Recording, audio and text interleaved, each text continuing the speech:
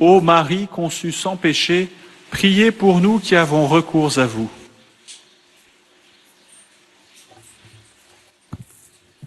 Que votre cœur ne soit pas bouleversé. Frères et sœurs, prononcées dans une atmosphère très lourde, ces paroles s'adressent aux disciples, ébranlés par l'annonce de la mort imminente de leur maître. Ils redoutent une séparation désormais inéluctable et de se retrouver seuls. Judas vient de sortir pour accomplir sa triste besogne. Cette soirée est la dernière, celle des adieux. Le très riche épisode relaté par saint Jean, sa profondeur théologique, n'estompe pas la détresse des disciples. À preuve, les interrogations de Thomas et de Philippe. Certes, elles ont pour fonction, dans l'économie du récit de Jean, de permettre à Jésus d'apporter l'ultime touche à sa révélation. Mais elles ont un titre propre, bouleversant d'humanité. Seigneur, tu t'en vas, mais où vas-tu? Quel est ce chemin que tu traces pour moi en me laissant tout seul? Quelle est cette place que tu me prépares? Ce texte de saint Jean, l'évêque d'Angoulême l'a repris lors des obsèques du président Mitterrand. La difficulté des deux disciples à percevoir l'invisible à travers le visible et le sensible, Monseigneur d'Agens la mettait en regard des multiples sinuosités intérieures de l'homme d'État qui avait cherché le chemin de Dieu. La question de Thomas, les interrogations de Philippe rejoignaient ce qu'il appelait nos dialogues intérieurs, où nous attendons des signes et des réponses de Dieu. Frères et sœurs, mais comment les voir, ces signes? Comment entendre ces paroles quand le désespoir rend aveugle et sourd? De pareils dialogues intérieurs se nouent au plus intime de nous-mêmes. Le cœur de l'homme est tantôt la demeure de Jésus, où Jésus s'invite avec le Père, tantôt une marmite de sorcière d'où sortent les pensées perverses, qu'un deuil n'en soulève jamais le couvercle. Marie-Madeleine, le premier jour de la semaine, est bouleversée devant le tombeau vide.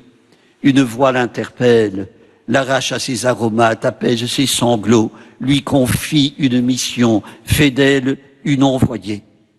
Elle sera la première messagère de la bonne nouvelle, ou selon l'expression d'Hippolyte de Rome, l'apôtre des apôtres. Il est vrai, le chagrin fait chavirer, et le cœur bouleversé en lambeaux n'entend pas toujours la consolation, que votre cœur ne soit pas bouleversé.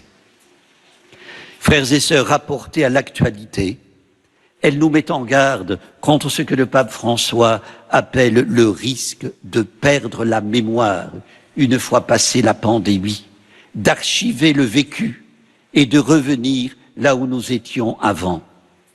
D'où son appel à faire de ce que nous sommes en train de vivre un lieu de métanoïa, une conversion, de faire un pas. Plusieurs projets d'ailleurs se dessinent. Je ne dirai pas que l'occasion est bonne, trop de malheurs se sont accumulés.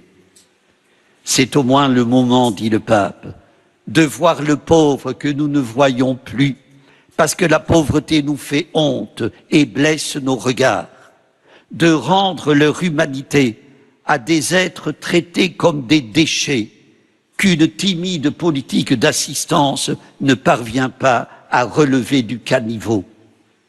Le pape cite un personnage de Dostoïevski qui, devant le cadavre d'un jeune prisonnier qui vient de mourir dans un hôpital carcéral, murmure au sous-officier de garde « Il avait pourtant une mère, lui aussi ». Frères et sœurs, en se définissant comme le chemin, Jésus utilise une image familière dans l'histoire du peuple de Dieu, liée à la condition de l'homme pèlerin en marche vers la Jérusalem d'en haut, et l'indique aussi la seule voie qui conduit au Père, celle de l'amour qui partage, qui fait confiance, qui pardonne, qui console, celle d'un Dieu vers lequel mène un seul chemin, le Christ ressuscité. En avoir reçu la révélation, nous le devons à Thomas. Quant à l'interrogation de Philippe, une objection de la foi. Elle met en évidence la difficulté d'accueillir cette révélation. C'est la charge humaine la plus bouleversante de ce texte, si en phase avec les questions que nous nous posons aujourd'hui. Frères et sœurs, le Dieu révélé en Jésus-Christ n'est pas le Dieu de quelques privilégiés, ni même le Dieu des grands saints et des grands mystiques. Il est le Dieu du peuple de la plaine, celui de Zachée, le collecteur d'impôts malhonnête, celui de Pierre le timoré, de Thomas l'effronté, de Philippe le malcontent. Un Dieu qui nous prend tel que nous sommes, qu'il est consolant de savoir que dans sa miséricorde, il ne retient que le meilleur de nos vies. Que votre cœur ne soit pas bouleversé, vous croyez en Dieu, croyez aussi en moi.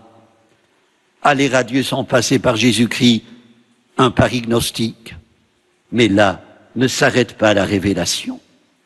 L'ange n'avait dit rien d'autre à Marie-Madeleine que ce que Jésus a dit à Philippe et à Thomas, aux disciples et à nous-mêmes.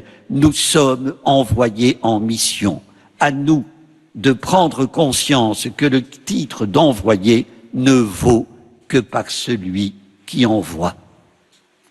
Frères et sœurs, la seconde lecture de la messe de ce dimanche reprend un avertissement de l'apôtre Pierre. Ils achoppent ceux qui refusent d'obéir à la parole. Ne sommes-nous pas en train d'achopper? Avons-nous découvert la fragilité et la futilité des espaces de bonheur que nous nous sommes aménagés, notre prétention à dominer le monde? Thomas est notre jumeau à l'incrédulité, Philippe, l'image de notre insatisfaction par manque de discernement. Seigneur Jésus, parce qu'ils t'ont offert tous deux l'occasion de nous donner tes paroles de consolation, pardonne-nous, comme tu leur as pardonné chaque fois que nous refusons de t'écouter. Amen. Prions le Seigneur. Dieu notre Père, ton esprit dit la vérité sur notre vie. Nous sommes faits pour toi, nous vivons par toi. Donne-nous assez de souffle pour suivre ton Fils. Il est le chemin, la vérité et la vie. Il nous fera passer au monde nouveau pour les siècles des siècles. Amen. Le Seigneur soit avec vous. Et avec votre esprit. Que Dieu Tout-Puissant vous bénisse, le Père, le Fils et le Saint-Esprit. Amen. Ô Marie, tu brilles toujours sur notre chemin comme un signe de salut et d'espoir. Nous nous confions à toi, santé des malades, qui auprès de la croix a été associée à la douleur de Jésus en restant ferme dans la foi. Tu sais de quoi nous avons besoin et nous sommes sûrs que tu y pourvoiras pour que, comme à Cana de Galilée, la joie et la fête reviennent après cette épreuve.